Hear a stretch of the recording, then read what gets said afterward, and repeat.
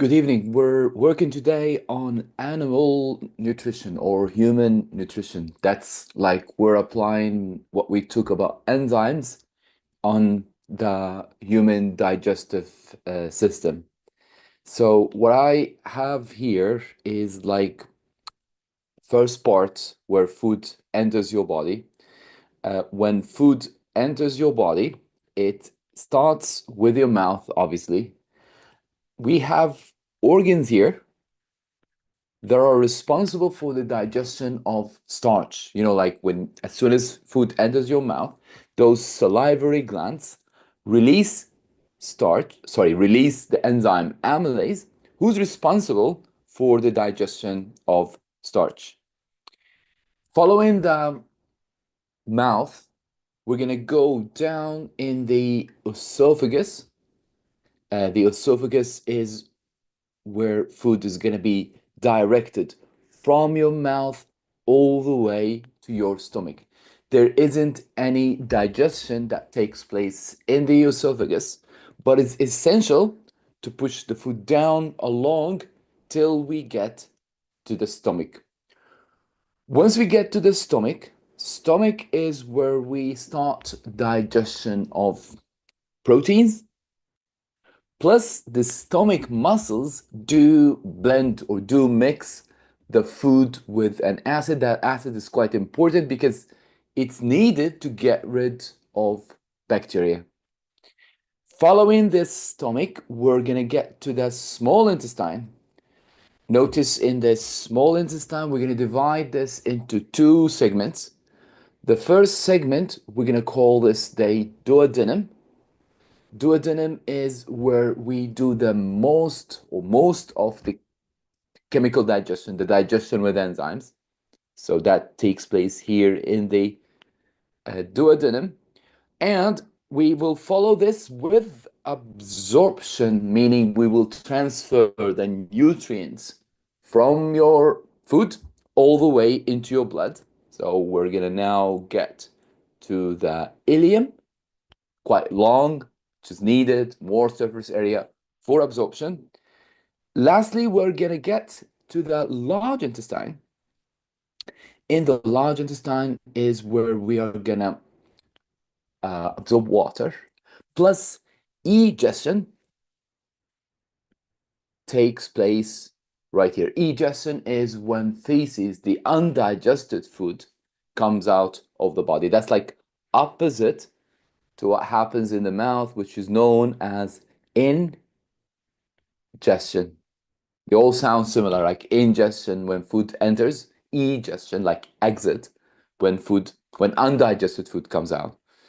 Now, those organs in front of you, with the exception of the salivary glands, these organs is what we describe or we call the alimentary canal. What's an alimentary canal? An alimentary canal is all the organs where food passes through, all right? So again, all those mouth, esophagus, stomach, small and large intestine are known as the alimentary canal. That's where food passes through. But we do have other organs, such as salivary glands. Remember those salivary glands we have in the mouth? We also have the pancreas and liver.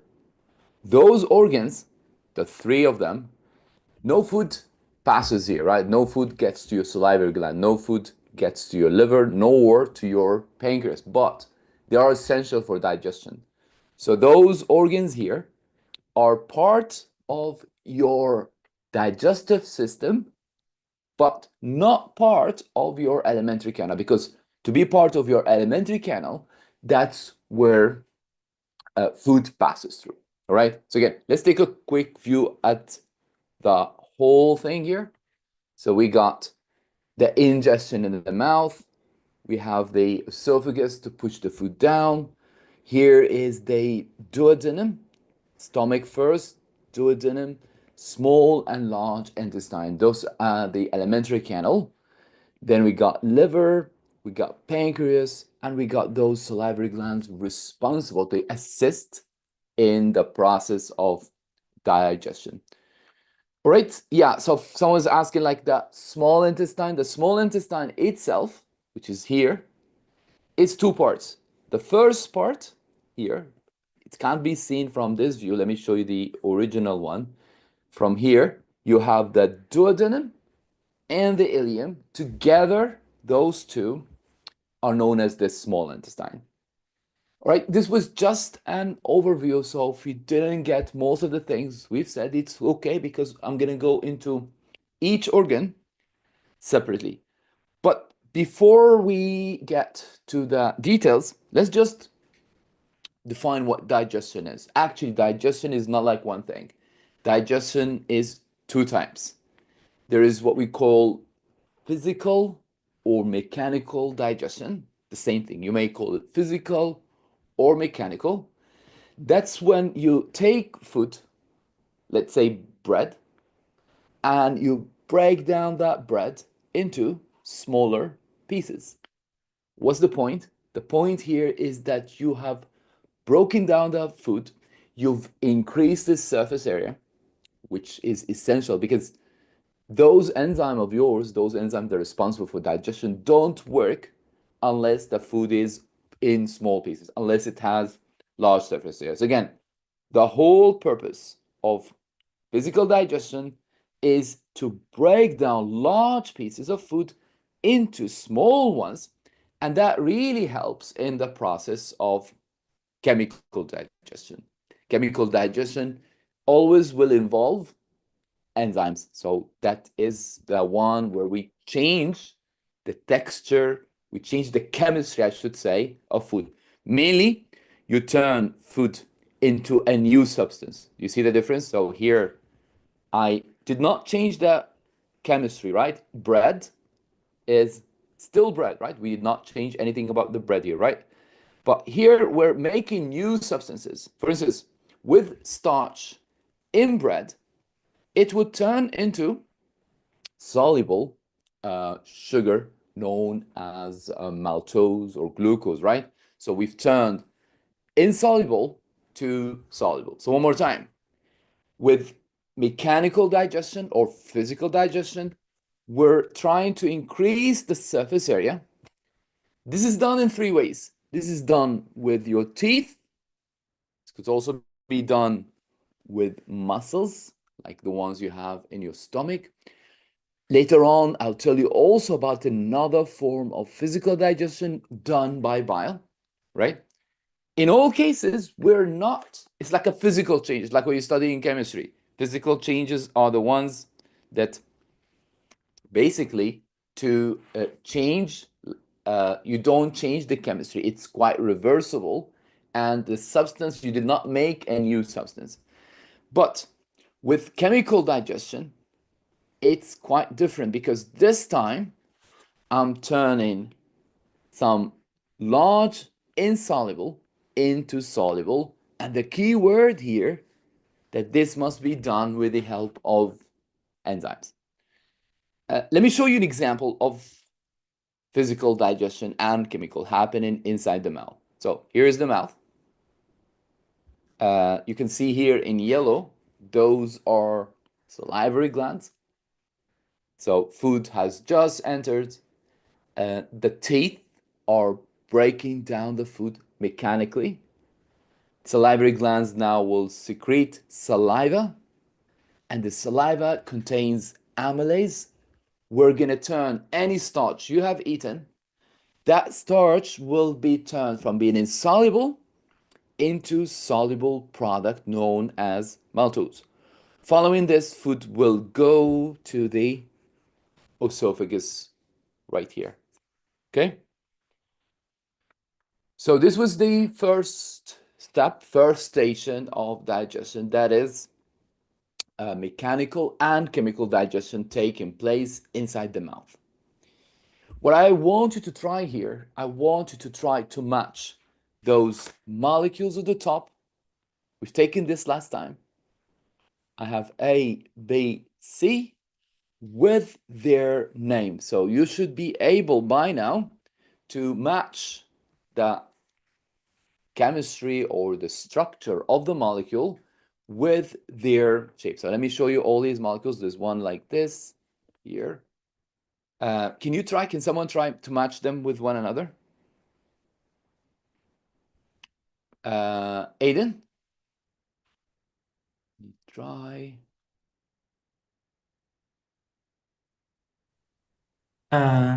C is fats So C is of fats too. fruits So with P amino is, acids and glycerol. so fats and fats are made of amino Amino. acids and glycerol. Very good. So that is my first one here. The second A. one, can Should someone else try? I? Okay. All right, Subhi. B for protein. So Protein. B is protein, good one. And with B, what do you know what proteins are made up of? Ammonia acid. Very good. So those are amino acids. Third is gonna be starch. The building block of starch is glucose, just this one here. So again, let's take a close look at these molecules. First, with starch, it's made of smaller units. Do you see those smaller blocks here? This is glucose. Starch as a whole is insoluble, but the glucoses are soluble. Proteins are made of smaller units. We call them amino acids. They're quite different from one another. See, with starch, they're all identical units, but amino acids are not always the same. And with fats, do you see that one at the top? The green one, the backbone here. That is glycerol. And you have those fatty acids at the bottom. Okay? Any question? I would also like to compare between mechanical and chemical. So if you think is what I'm saying here is mechanical, just put the letter M in the chat box. And if you think it is chemical, put the letter C. Okay, so again, here we're going to go for M, and here we're going to go for C.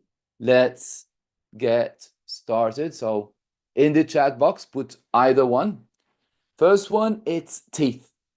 So teeth, what sort of digestion you're going to have with the teeth? Teeth is mechanical. You chew, you don't change the chemistry of the food, right? Next, can explain. Yeah, I'm going to get to explain chemical digestion in just a moment. If it's enzymes, if enzymes are involved, then that is chemical, all right? Because you're going to change what? You're going to change whatever is insoluble into soluble. For instance, you change starch to maltose, that is chemical digestion. If it's the stomach muscles, if your stomach muscles are beating the food, right? That is what? That is mechanical. If you're turning starch to maltose, then that is chemical because you changed the substance, right? Starch is insoluble, maltose, simple sugar, it's soluble, right? Same here, right? Insoluble to soluble. Same proteins to amino acids, right? If you change large pieces into smaller ones, if you're just changing like one large piece of substance into smaller pieces, trying to increase its surface area, then that is mechanical or physical digestion. All right, let's get to digestion of starch. We have a question. Yes? How isn't protein to amino acids physical? Because you're breaking Did down. I put physical? Yeah, No, I mean chemical, sorry. How isn't it physical? you Because would prefer it to be physical, no, yeah, isn't it because you're breaking bigger parts into smaller parts? but the product, amino acids, unlike proteins, amino acids are soluble. In all cases, whether it's chemical or physical, the product is always smaller than the reactant. But with chemical, the product happens to be having different properties, meaning in chemical, the amino acids that I'm making are soluble, unlike proteins, right? Same with starch. When we saw it earlier here, we saw that physical starch stays the starch, right? But here, starch is turned into sugar, right? So that's the big difference between chemical and physical. Okay, thank you. Welcome. All right. We have another question. I don't really know how proteins and amino acids are chemical. Proteins to amino acids is chemical, right? Because again, despite being smaller, but what you're making has different chemistry, meaning that product here is totally different than I've started with. This dissolves in water, the product. The bread, drop it in water, it's not gonna dissolve. All right, so let's get started first with digestion of starch. You do digestion of starch in two steps. One, you'll do here with your salivary glands initially. So that's done by amylase, right? So amylase here breaks down starch. It's going to be broken down into maltose, right? Now, this, as always, is insoluble. Maltose is soluble. This is done with the help of salivary glands in the mouth, plus your pancreas does the same thing. Your pancreas does produce amylase. So again, you got two amylase, two versions of amylase. One comes from salivary glands, one comes from the pancreas.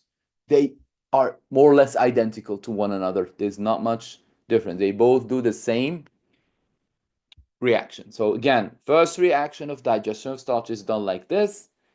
You take the starch and you break it down into smaller pieces. Note those pieces we have here on the right are not like the final product. You know why? Because those are maltoses, and maltose is made of 2 units of glucose. That's not the final product. You can't absorb maltose in your blood. In your blood right now, you can't find maltose. You will find glucose in your blood. So how are we meant to turn that maltose to glucose? There's another enzyme. We call it maltase. That maltase does what? Maltase breaks down the maltose. So each pair here, each pair, that's a maltose.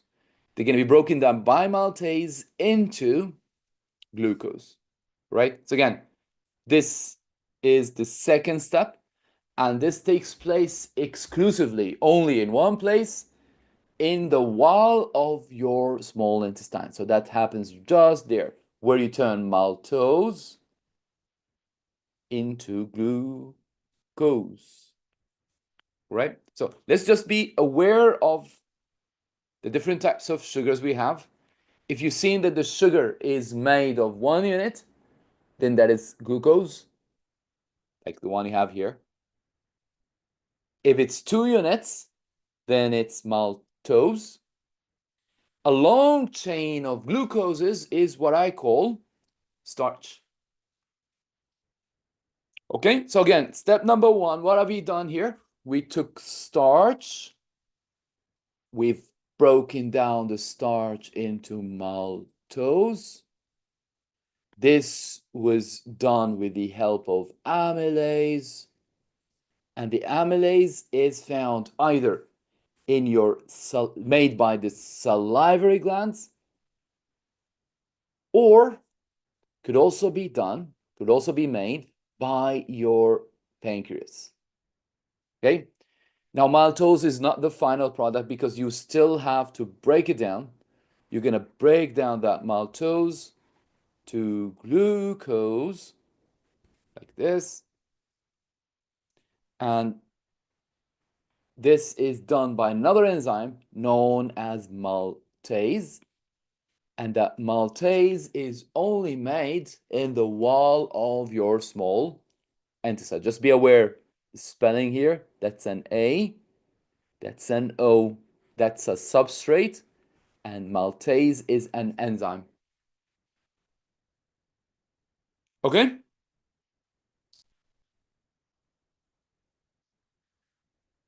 What about proteins? How do you digest proteins? Protein digestion happens in one step. You would only need some protease. The protease would break down proteins, and the proteins will be turned to amino acids. The product here, proteins, is insoluble, amino acids is soluble, chemical digestion. But be aware that proteins is not like the name of the enzyme. Protease is more of a family of enzymes, meaning what? Meaning it's two versions here. We have one made by the wall of your stomach, we call it pepsin. You have another one called trypsin. So you say protease, you would be referring to both of them. Pepsin comes from your stomach, trypsin comes from your pancreas. So once again, with the digestion of proteins, the first time you'll digest protein is starting with the stomach, and then it continues. Where is it going to continue? It's going to continue in your intestine with the help of either pepsin or trypsin. You'll be breaking down proteins to amino acids. Okay? I have still one more substance to digest, which is fats. Fat digestion only occurs here. It only happens in the small intestine. Specifically, it happens in the duodenum. How does this happen? You would take the fats with the help of the enzyme lipase. You break down those fats into fatty acids and glycerol. Product is soluble, chemical digestion.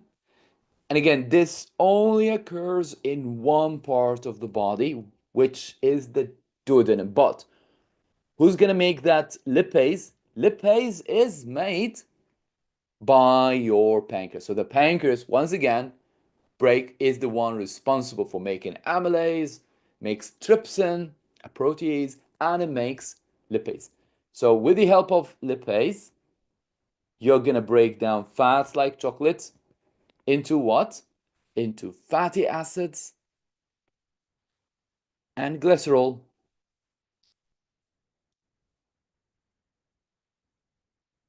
All right? Lipids and fats are the same thing. You may call them lipids, you may call them fats. Okay? Let's summarize this. Let's summarize all the things we have studied about enzyme and get familiarized with those new words. Could somebody do the first row here? I'm starting with amylase, so what would be the substrate? Where is it going to be made? And what are the products? So once again, if your enzyme is amylase, then what would be the substrate and the product? Alia? Okay. The substrate is starch. Good. It's made in the salivary gland in the pancreas. And the product is maltose. Very good. Super. Next, I have glucose as the product. If glucose is the product, then what's the enzyme and what is the substrate? Think about it.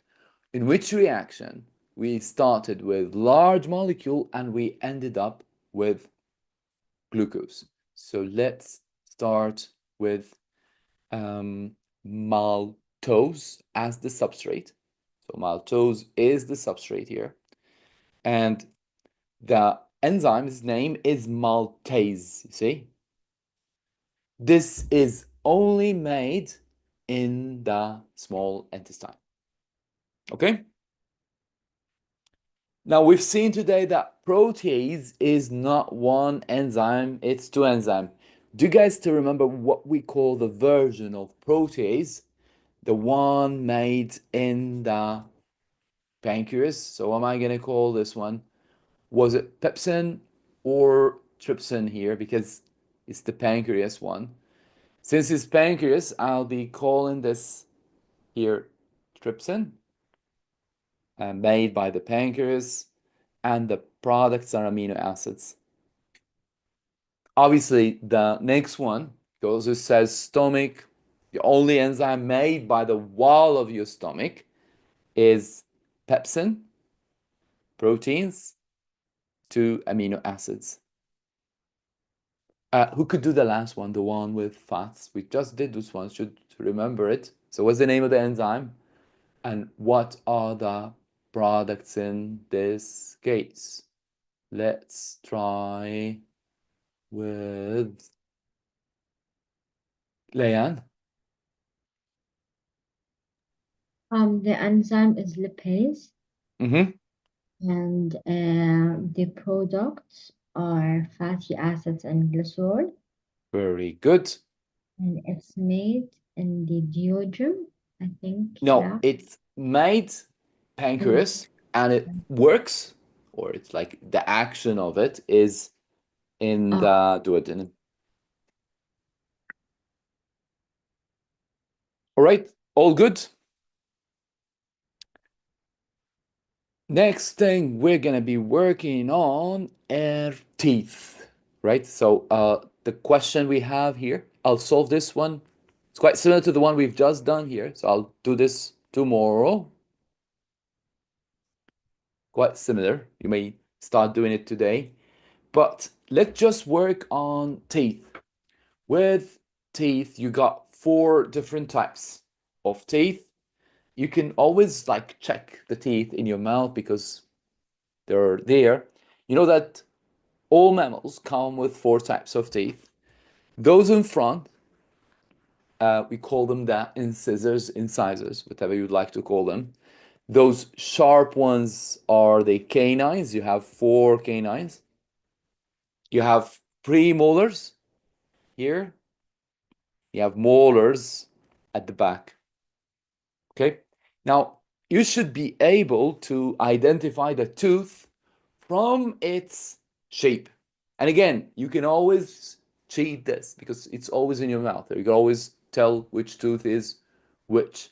So again, if I asked you to identify an incisor from either one of those, let's call them A, B, C, and D, okay?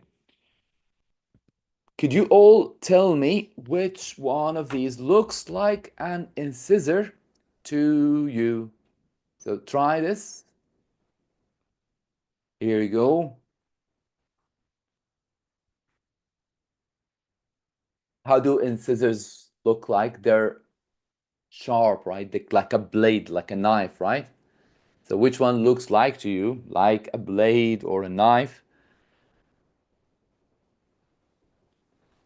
The incisor is B, right? Look at it. Looks like this. What about the canine? How do the canines, do you know the canine are usually quite large in carnivores, like for instance, a tiger or lion. So which one is pointed? The one is pointed is C. And what about the next one? I'm looking for, let's start molars first. Molars are the biggest. They are on the back of your mouth here.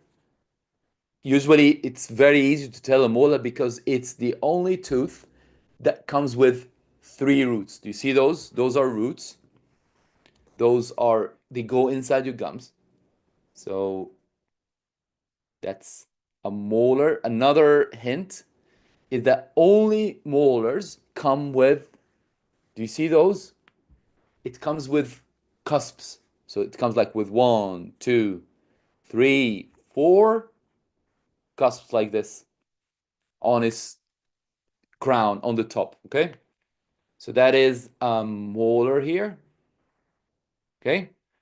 Uh, and premolar, it's like smaller version of the molar, right? It has usually one root, and just if you count them here, it comes right after your canine. It comes only with 2 cusps. Okay?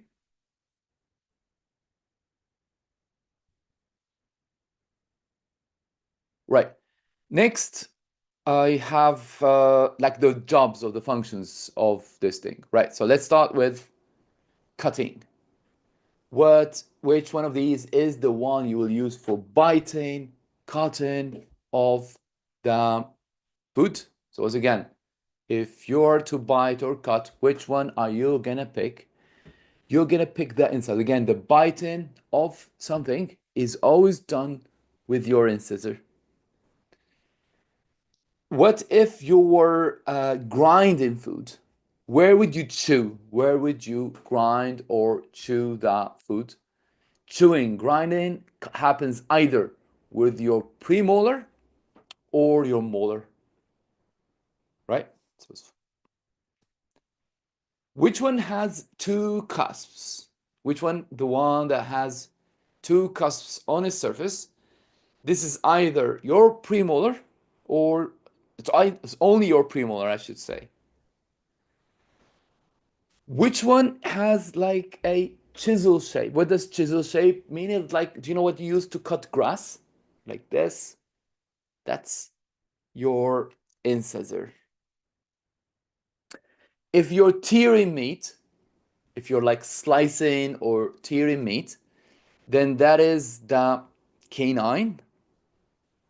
The only tooth that has 4 cusps and 3 roots is your molar. All right? Okay? Now let's try something else. Let's try with like check the structure of the individual tooth. You can like any tooth has 2 parts. You have one part that is like dipped inside the gums. That's like invisible. You don't see this one here. That's what we call the root. But you always see the one on the surface. That's the crown. So once again, every tooth has 2 parts. You have one at the bottom, we call it the root.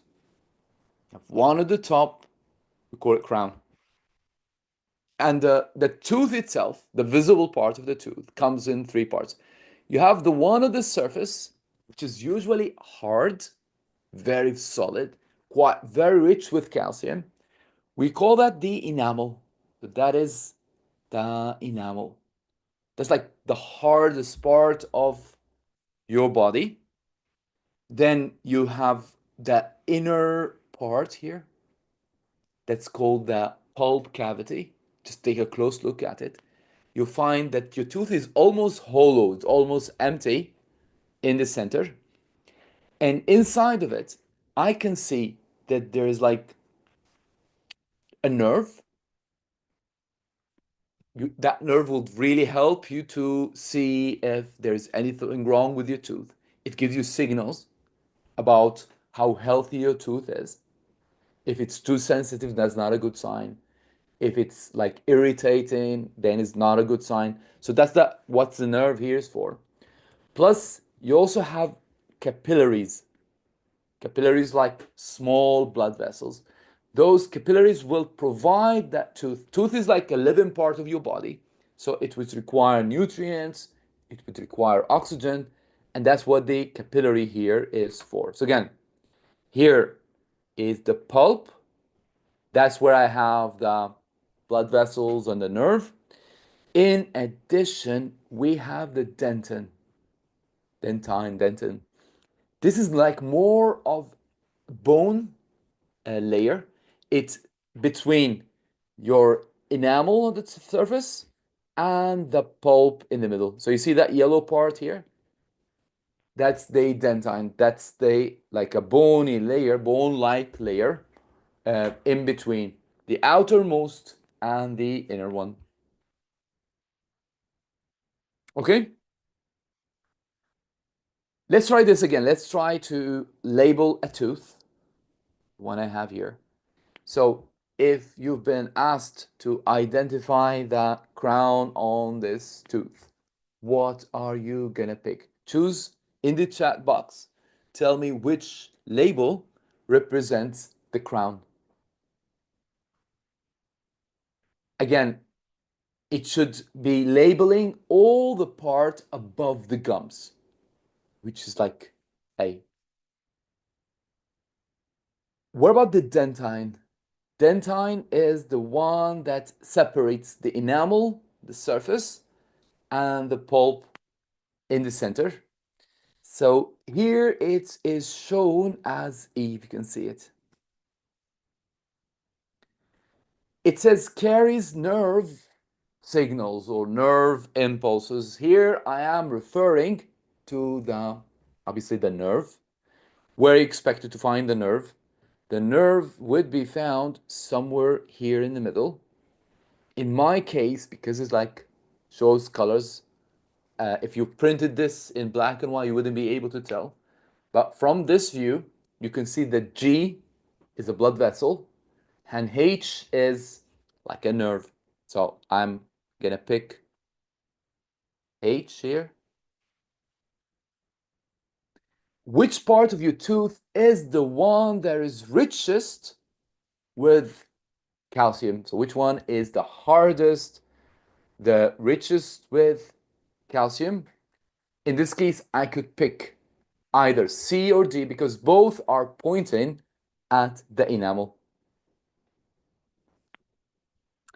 Where are the blood vessels? Blood vessels are found inside the pulp cavity. So where's the pulp cavity? Pulp cavity is this one here. See it here? So that is where is the blood vessels are found. It contains the blood vessels. They're not asking you to label the blood vessel. No, they said this is where you expect to find blood vessels. And the last one says carries nutrients. Then I'll label that blood vessel itself. All right? Does it make sense? So label B would be like the root.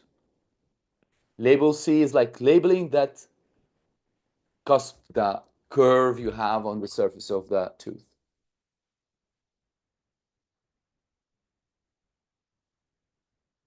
All right. Could you yourself try this question? Try this and tell me what do you think is the correct answer?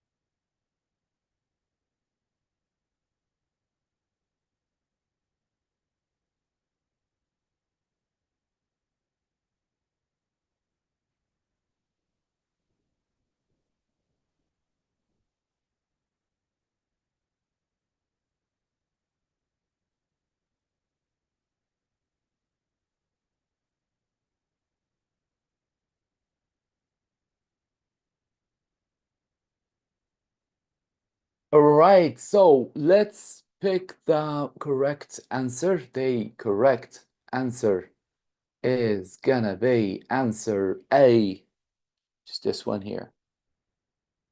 Why did I pick A? Because they said rather than grinding, molar premolar are for grinding, but the incisors for biting and canines are for slicing the food. Can you try another one here? Is another question.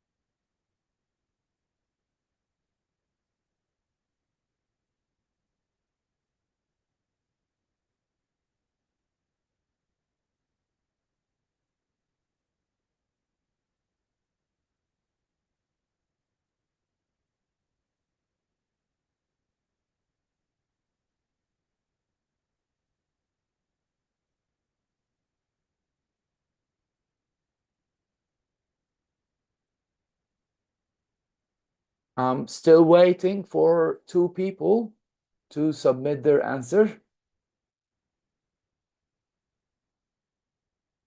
So I'll eliminate option A because it has nothing to do with digestion of carbohydrates. Option B is reversed, should be like the other way around. Increase the rate of starch breaking down to glucose is incorrect. Why? Because that's maltose here, right?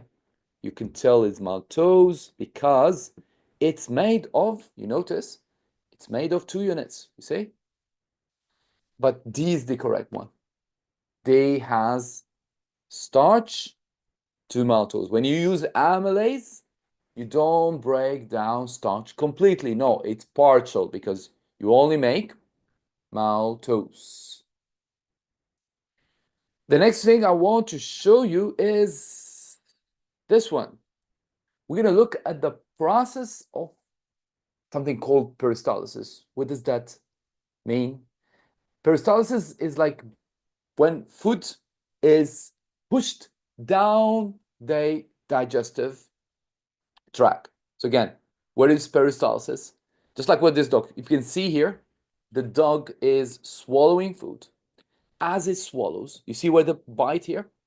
The bite is here, whatever he's eaten. It goes down and it's pushed down automatically.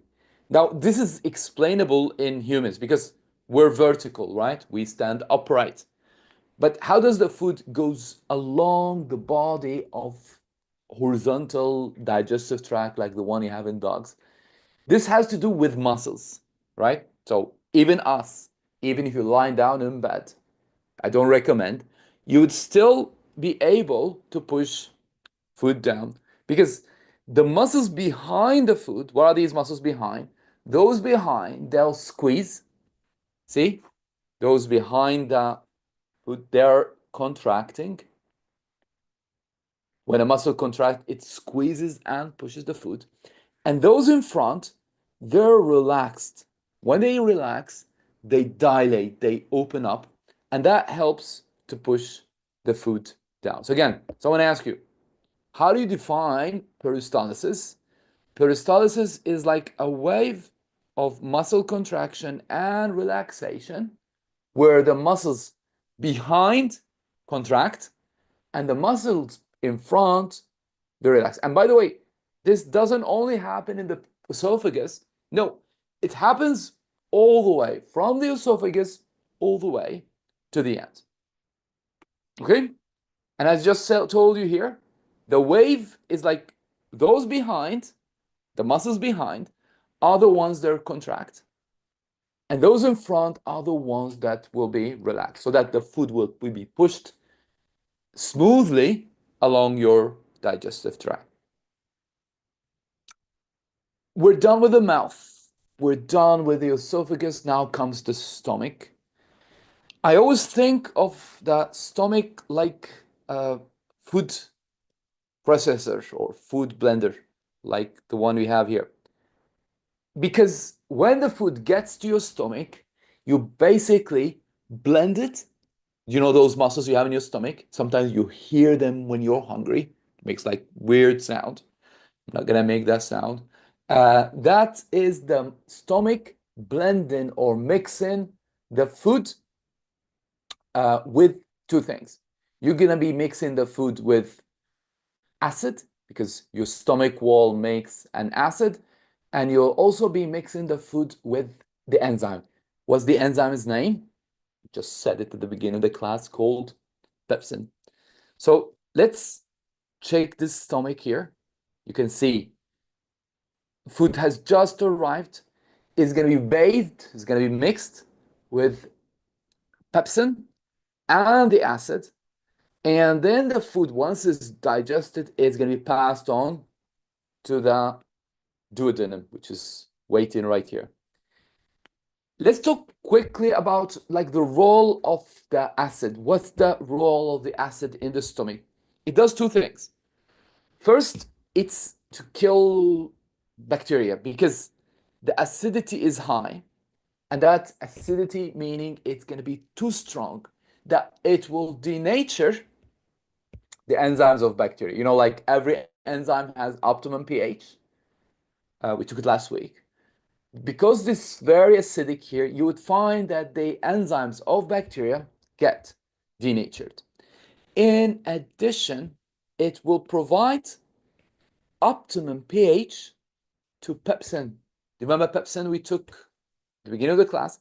That pepsin is a special enzyme because it's the only enzyme in your body where it works at low pH. You see how the optimum pH here is quite low, right? So that means that it only functions when the pH is low. So again, someone asks you, what's the role of the stomach acid? You're going to tell them, provides optimum pH, it kills bacteria. And what about the muscles we have in the stomach? Those muscles you have in your stomach, they help me, and remember muscles and teeth, they are helping in mechanical digestion. Finally, pepsin will ensure that you have digested the proteins. Okay, once again, what happens in the stomach? You got acid, and the acid itself serves in two ways. It's the low pH to kill bacteria, and its optimum pH for pepsin. Okay? It also has muscles, and those muscles would be helping for what? Those muscles will help in mechanical digestion. Lastly, in your stomach, you'll digest proteins, amino acids. Okay? This was the stomach. Next comes the organ where most of chemical digestion happens. The majority of your digestion happens right here inside your stomach. So let's see if she has a question. You have a question there, Layan? No, I had my hand up from earlier. All right. Let's talk about that duodenum here. In the duodenum, we have an issue. First, the food has just arrived from the stomach, and the stomach provides like very low pH. So first thing we must do here is we are meant to neutralize stomach acid. So that's why right here I have the liver getting involved. So again, the duodenum is here, the liver is serving here in the process of digestion. How does it do so? The liver makes a green substance known as bile, and that bile is going to be stored inside. You see that small organ here? It's like a pocket you have under the liver, and that pocket is where you store that substance known as bile. What's bile for? Remember, the stomach gave me very low pH. It was so acidic, okay? So the bile will bring the pH near neutral, which is essential. Essential for what? It is essential for the other enzymes like trypsin, like amylase, lipase. Those can't work in that very low pH that came from the stomach, right? So that's one job of bile. It's to neutralize stomach acid. Plus, I need the enzymes. I need like all those enzymes. Where are these going to come from? All these enzymes will come from the pancreas. So the pancreas will make trypsin, amylase, and lipase. Where are these? You see there's a duct here. We call it pancreatic duct. It's like a channel. This will pour. It's like you're pouring all these enzymes. We call these, like the combination of these, we call it pancreatic juice. All these are going to be poured into the duodenum, right? So once again, see where am I? That's the pancreas. And we're going to pour all of these right here in the duodenum. So once again, let's take a close look at the process of chemical digestion in the duodenum. The duodenum is shown here. I'm just going to call it D. That's the liver. That's the gallbladder, shown here in green. Stomach is on the top. Pancreas is right here. And to the bottom, like the food will later go where? The food will go to the ileum, which is right here. So again, the duodenum is just this part right here. We've seen that food arises from the stomach and is highly, highly acidic. So you can see now the green fluid. See that green fluid coming from the left-hand side of your screen? The green fluid is meant to neutralize stomach acid. Plus, do you see that pancreatic juice shown here in yellow? Those two will help in the process of digestion. Bile neutralizes the acid, and the enzymes, trypsin, amylase, and lipase, all three will digest the food. So now, like, we're nearly done with all the chemical digestion needed. And as you can see, all of this has happened in just a small part of your digestive system. Okay, again, to summarize what has just happened in the duodenum, we've seen like three organs getting involved here. We had food arriving from the stomach, the liver. What did the liver do? The liver makes bile. All right. Then we got another organ, which is called the gallbladder. The gallbladder was to store bile. Okay. Bile's job is what? Bile's job, one of his functions, we'll soon learn about another function. Bile's function is to neutralize stomach acid. Okay. We also had another organ getting involved here, which is the pancreas. And we've seen that the pancreas makes me three enzymes. One for protein, trypsin. One for starch, amylase. And third was lipase for breaking down of fats. Okay? So this was the digestion in your duodenum. As I told you, bile itself has another function. So that's not the only function of bile. Bile has another job, which is the following.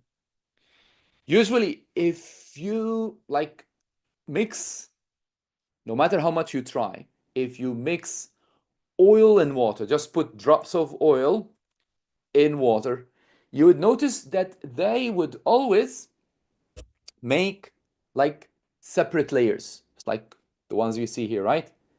Oil never mixes with water.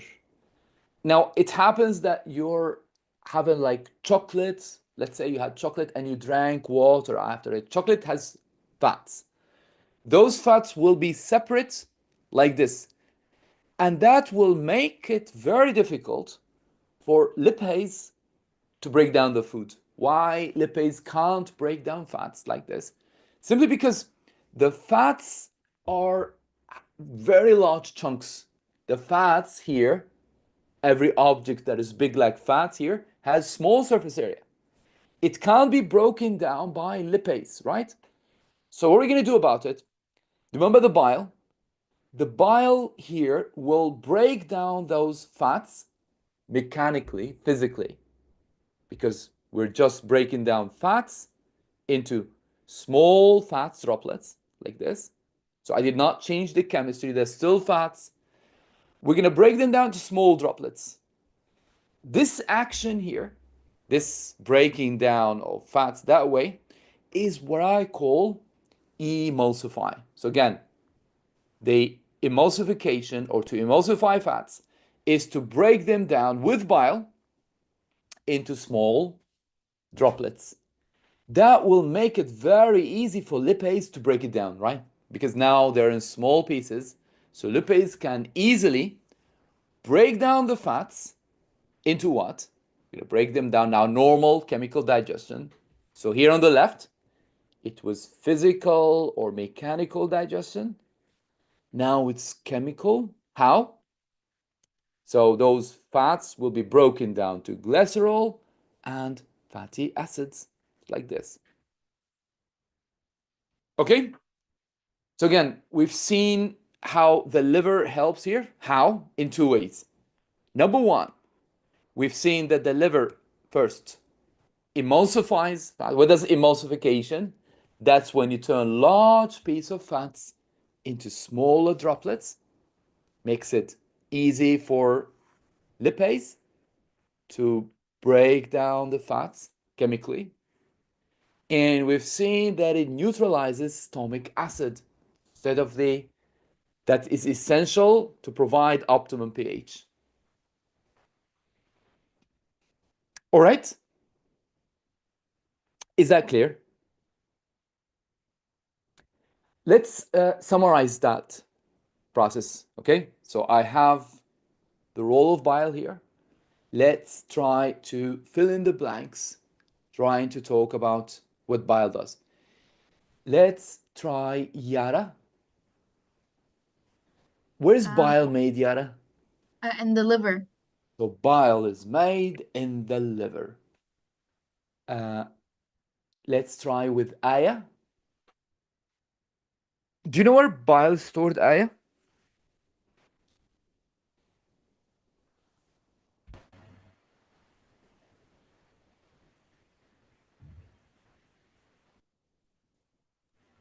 Let's try with someone else. Can we... Fatma? Do you know where bile is stored, Fatma?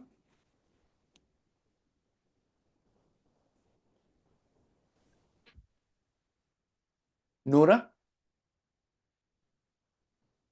In the gallbladder. In the gallbladder. Very good. So it's stored in the gallbladder. Next, I have Noor. Can you help? It helps. What does it do to the fats? It helps to emulsify fats. It helps to emulsify the fats. Good one. Increasing what? As you break down fats into small droplets, what are you actually doing to the fats? Fahad, do you know?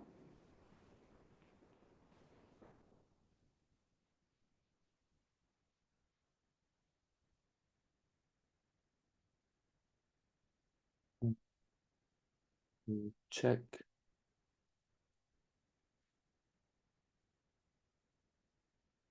Rahma? The surface area. They will increase their surface area. Very good. Which helps the enzyme. What's the enzyme now getting involved. What enzyme is the one to break down fats? Let's try. Lamar, do you know what enzyme is to break down fats?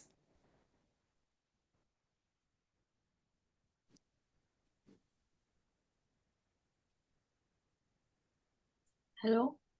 Yes. Do you know what enzyme is the one that breaks down fats? Lipase? Yeah, it's a good one.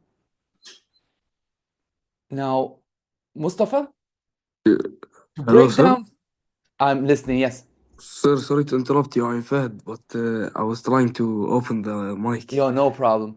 Do you know when you break down fats, what do you actually make? Glycerol and fatty acids. That's very good, Fat. Bile also does what? Let's try with Mustafa.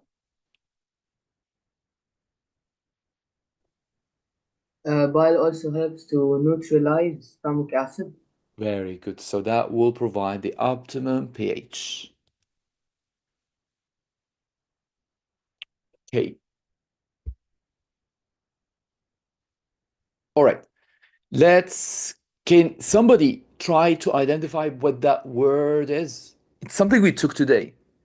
Can you tell what word is what we have taken today? It's pretty obvious, right? It is enamel, right? That's the outer layer of your tooth. It's also something related to the tooth. Do you guys know what is that part that is more like a bone-like structure you find in the tooth? Johanna?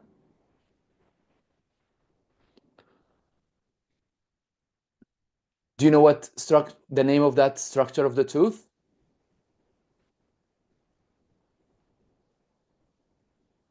Hajar? Probably the dentine. Dentine, good one. And what about this one here? Who could tell what is that structure? Yusuf, I can give you a hint. It's like a wave of muscle contraction and relaxation. What do I call this?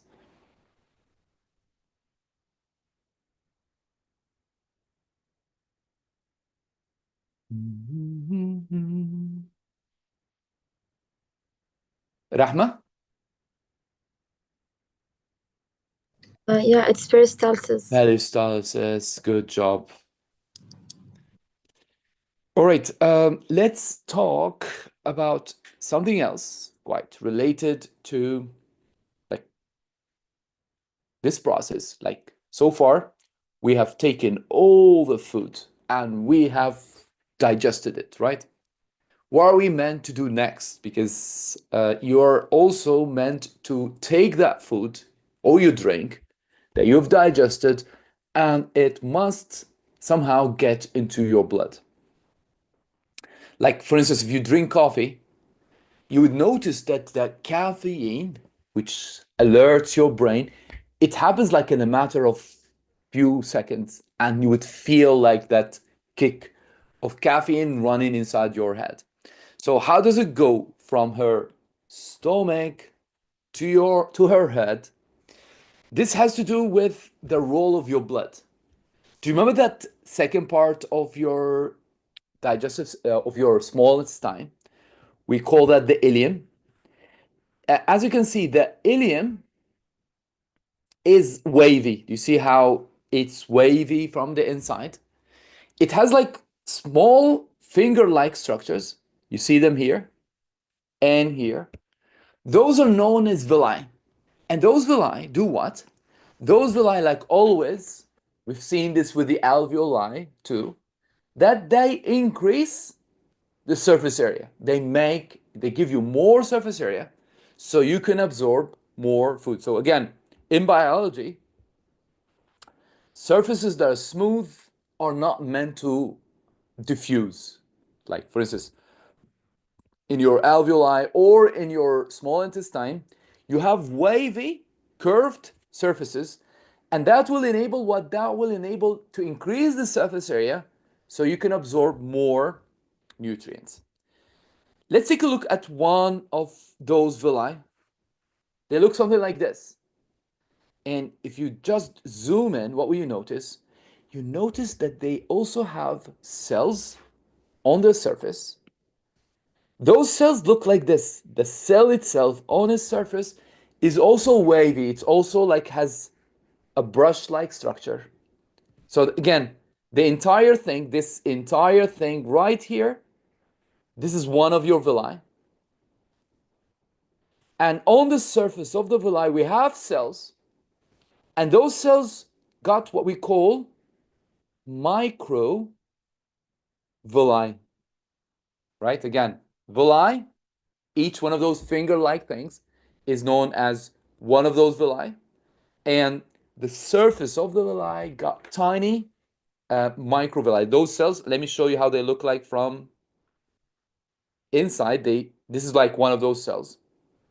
Because those cells are found on the epic, on the surface of the villi, we call them epithelial cells. You can see they got these microvilli on their surface to give them more and more surface area. So you can absorb more and more nutrients. Plus, you can see inside, do you recognize those organelles? Those are mitochondria. Why do I have mitochondria inside those cells? Because those cells are meant to do active transport. You know, remember, with active transport, you need energy.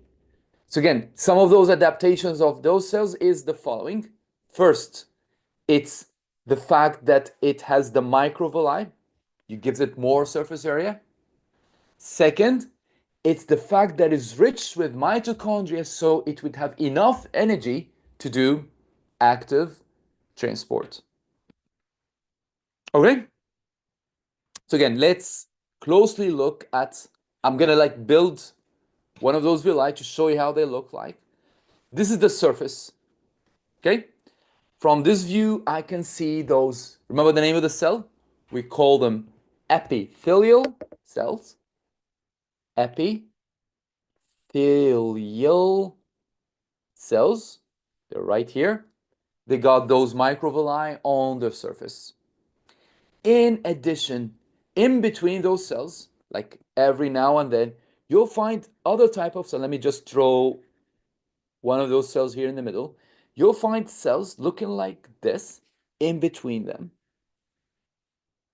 Those cells are specialized to make some sticky substance known as mucus. Again, there's always like the entire layer of your digestive tract, your esophagus, your stomach, your intestines, is covered with some sticky substance known as mucus. Why do you need mucus here? Why do you need that substance to be there? Mucus is essential to protect you. Against what? First, against your own enzymes. Do you know that protease you make? That protease may digest your proteins, might digest your like cells here, right? And you don't want this to happen. So what will the mucus do here? It will protect, will make a like protective layer against your own enzymes. Second, the mucus, it also be helpful to protect you from bacteria, right? So it serves as protection from enzymes and from bacteria. What do we call that cell that makes the mucus? The cell that makes the mucus, we're going to call it goblet cell. So this is found all over your body to make that mucus. And then the mucus like covers up the entire surface. So again, how many cells we've seen here with those villi? We've seen the epithelial. That's the one to absorb nutrients. And we've seen goblets. Goblet is the one that makes mucus. Looking at the epithelial cell from here, you can see it comes with, do you remember this guy here? The carrier protein. That carrier, remember, it's the one responsible for active transport. So if you need glucose, for instance, if you need ions, those will be absorbed by means of the carrier protein. What about the inside of the villi? What am I expected to have inside? Inside of it, you got small blood vessels, capillaries. Those are the ones that will absorb the nutrients. And for fats, because fats don't mix with food, we will have a special vessel to carry fats separately. So we have a vessel inside, also here, where I call this vessel. That is called a lacteal. And the lacteal's job is to absorb fatty acids and glycerol. Okay? So again, let's sketch one of those villi. How does it look like? Looks like a finger. On its surface, you have something looking like this. That's the epithelial. Okay? Nearby, you have another cell looking like that. And that is goblet. Goblet makes the mucus. Whoops. Here. And epithelial is to absorb. Where will the absorbed food goes to? You have inside of it, you have like a blood vessel, capillary, and you have a lacteal. So the red one here, red, capillary. And the other green one to absorb fats is called a lacteal. Okay? Let's check the absorption and then we see if you guys have questions, okay? So again, what I've taken here, I've taken a section from the villi and I'm looking at this. Again, I'm zooming in to see how's it like inside or on the surface of the villi. So let's say you have eaten sugars. Those sugars will be absorbed probably by active transport here and eventually gonna go to your blood. All right? You eaten like amino acids, proteins, they're gonna get again carrier protein into your blood vessels. Even water will diffuse by osmosis into your blood vessels. If you've had fat, you had chocolate, you had ice cream, then those will be carried separately by the lacteal. Okay, so again, take a close look. This is how it's like in those villi. All right, do you have any questions?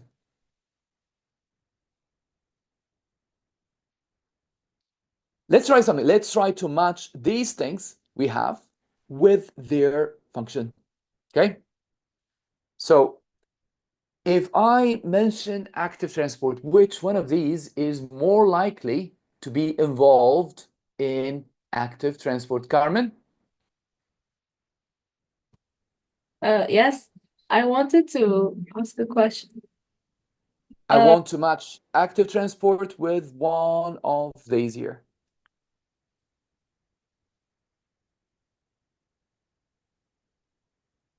Can you give me a hint? Sorry, too small? Hint? It's the mitochondria here, okay? Okay. Right. You have a question? Yes. Back at the teeth, between the premolars and the molars, what was Yeah. the Premolars are smaller and they come with one root. Molars are bigger and they come with 3 roots. and the capsules? What's that called? The Cusp. Cusp. The cusp is the curve. yeah. You have 4 cusps in the molars. Okay. And which one is meant to absorb fatty acids?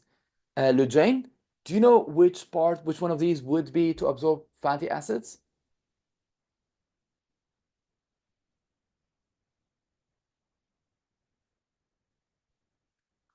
Aiden? Lacteal. The lacteal, good one. Then we got protection from enzymes. Which one of these is meant to protect you against your own enzymes. Yusuf?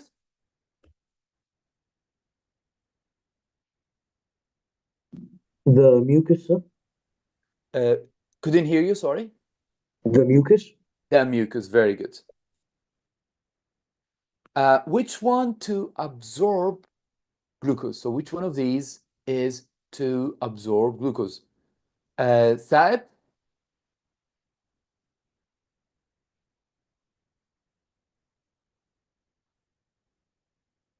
Abdurrazzaq, I believe.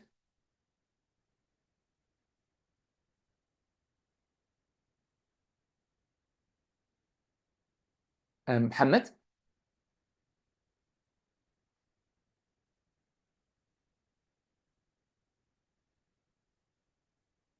My question was, which one of these, like which one of those structure is to absorb glucose? Where would the glucose go to in this system? So again, would you expect the glucose to go in the capillary, or you'd expect it to go into the lacteal? That was my question.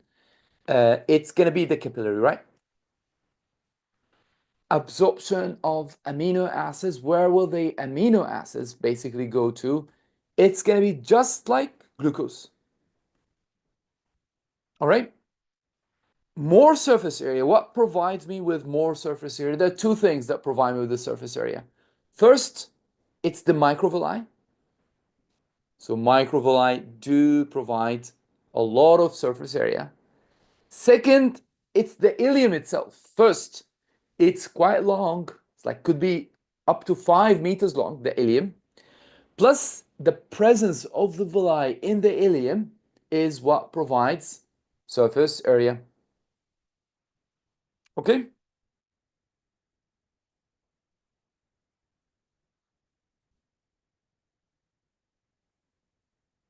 Right now, so we have all the food has been digested, absorbed. What are we going to do next? So you can see here that the food that you have eaten, digested, absorbed, they must go to be sorted out. What do I mean here by sorted out? Meaning I must make use of the food that I've eaten. And where is this going to happen? This basically happened in the liver. So we're tasked now, the last task is to take the digested food from your small intestine, specifically the ileum, all the way to the liver. We got one blood vessel whose job is to do this. We call it the hepatic portal vein. Again, what's the job of hepatic portal vein? It's to transport the food that you have digested, like maybe glucose, maybe amino acids, maybe like nutrients, minerals, all of these are eventually going to go to the liver. In the liver, we have like one of two options to do about carbohydrates. You may respire, meaning you get energy out of your carbohydrates, or you may store those carbohydrates like this. Do you know what I call this stored version of carbohydrates? That's what I call glycogen. So again, if you've eaten too much carbs, then you can't respire. You don't need them all at once. So you may store them in your liver as glycogen. What about amino acids? With amino acids, you have the option to use them. Like you may use the amino acids to make like muscles, hair, all the things in your body that are made of protein. So basically, you turn the food that you have eaten, you turn it to something useful for you. Or if you have eaten extra protein, then you must break them down. Okay, so for proteins, we don't have the option to store. Right? So again, what have we done? We have absorbed through the villi, then we've transported through this special blood vessel, we've taken it to the liver, and in the liver, we sorted out the food, we made use of it. Like we respired, We build some structures in your body. And this action of making use of what you have eaten is known as assimilation. Again, what does it mean when I say to assimilate? To assimilate food is to make use of the food that you have eaten, right? You may make proteins, you may respire. So anything you make use of the food that you've eaten is known as assimilate. So for instance, if I've turned like a piece of meat into hair of mine, that is assimilation. Okay? Next, we're just going to look at the job of the large intestine because that's the only part we haven't yet covered. The large intestine does like this. The large intestine's job is to absorb water. So the water you've drank has to be somehow going into your blood. So this is one of the jobs of the large intestine. But here comes like a misconception. Sometimes people or students think that because one of the functions of the large intestine is to absorb water, they think that this is where you absorb majority of water. But that's not the case, because absorption of water happens mostly in your small intestine. Why do you get more water absorption in the small intestine?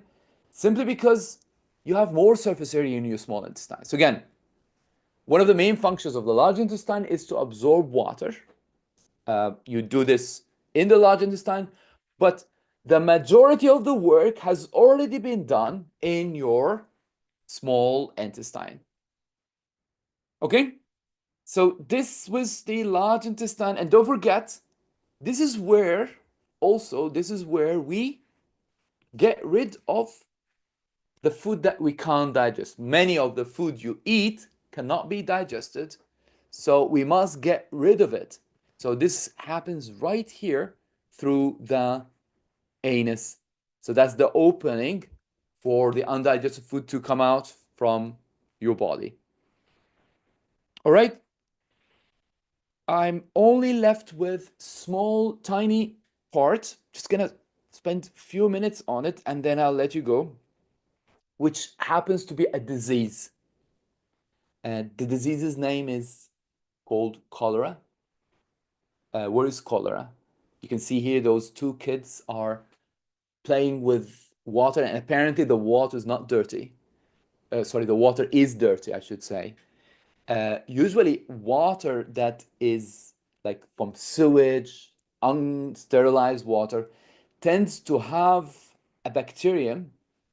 This bacterium is known as cholera. It looks like this, the bacterium itself. And as I said, it spreads through water. So if someone drinks that water, the bacterium will get to their small intestine. Once it gets to the small intestine, you know what's going to happen? That bacterium will start to release some poison, toxin. Toxin is another word for poison. This poison does what? Look what it does. Once it's released, it would mess up those cells. Do you guys remember the name of those cells? The epithelial cells of your small intestine. It would change their function, because those cells are meant to do what? They are meant to absorb, right? But because of this toxin here, because of what happened here, these cells would start to release salts, like ions or salts, into your gut. You know what's going to happen now? Because of those salts being released here, this area will suddenly have low amount of water. You will drop the water potential in your small intestine. And that leads to what? That leads to water being lost from your body. So once again, let's repeat what just happened. First of all, the guy drank water. The water contained this bacterium. What did the bacterium do next? The bacterium released a toxin. And that toxin did what? that toxin messed up the absorption process. You're no longer absorbing, you're actually releasing ions, specifically chloride. Salt here would function just like if you have eaten something salty in your mouth. It will dry up your body. So the person here, the patient, will start to lose water. The loss of water causes what? If there's too much water being lost, it would cause one of two things.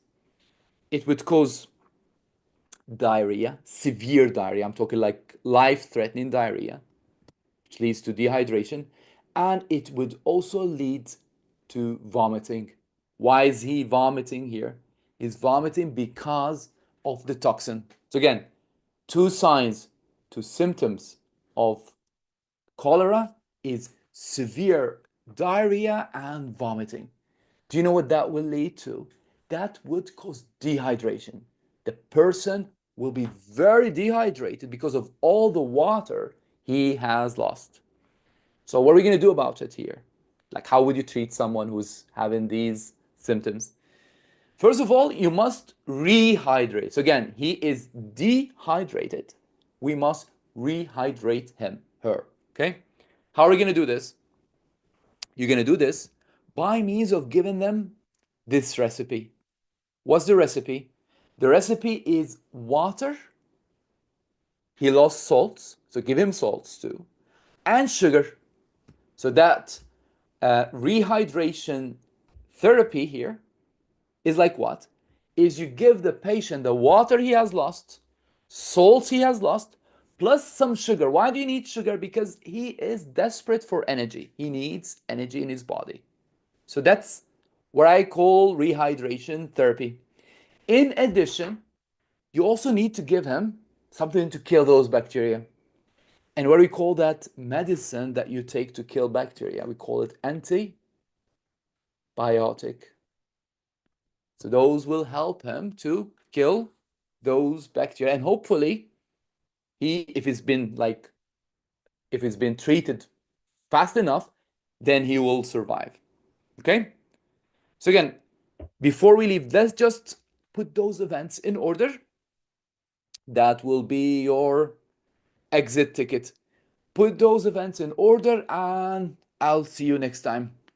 Okay, can you try this? Send me in one message what are the events that you would need to show the infection of cholera.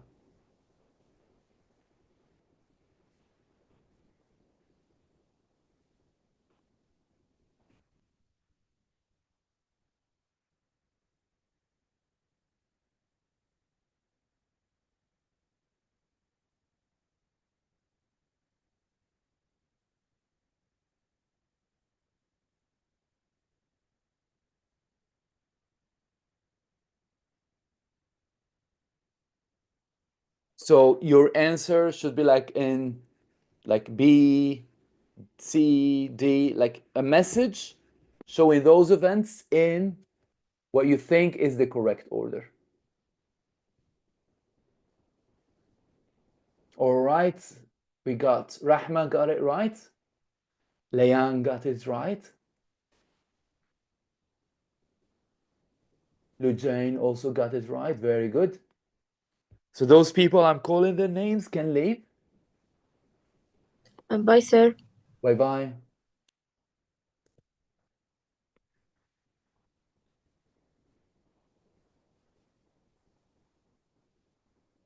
Very good work, Alia. Yeah, Shloka, you got it right too.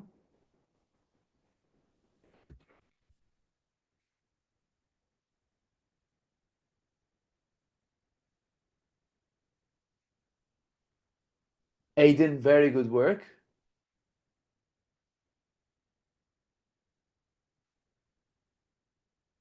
Yara, you also got it right.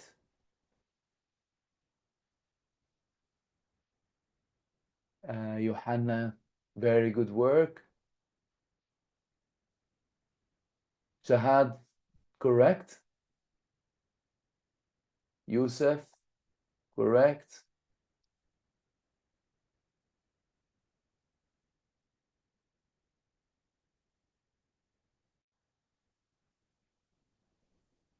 All right. So I'll start like this. I'll start with the bacterium been in. What does ingested means? Means it's been swallowed. Okay. Next, after it's been swallowed, it must get to the small intestine. Okay. Once it gets to the small intestine, it would start to release a toxin. And that toxin does what? That causes salts, chloride, to be lost. Okay? Next, the water is lost too, right? Why is water lost? Water is lost because this salt decreases the water potential, right? Lastly, because of the loss of water, the patient is getting dehydrated, right? Very good, Nora. Now I will let you go and I shall see you tomorrow at the same time.